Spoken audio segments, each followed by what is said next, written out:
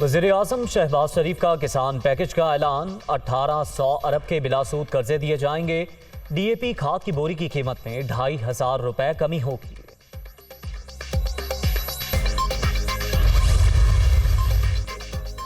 इमरान खान का chief election commissioner पर 10 अरब रुपए हर्जाने का दावा दायर करने का ऐलान।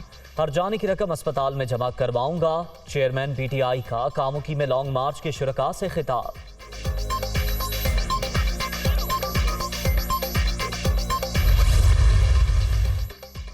आर्मी चीफ की तैनाती वज़ीर-ए-आज़म का इख्तियार है, जो नवंबर में होगी। उसका इलेक्शन से कोई वास्ता नहीं होना चाहिए। इमरान खान को इतनी बेसब्री क्यों है? वफाकी वज़रा नवीद कमर और शेरी रहमान की न्यूज़ कॉन्फ्रेंस।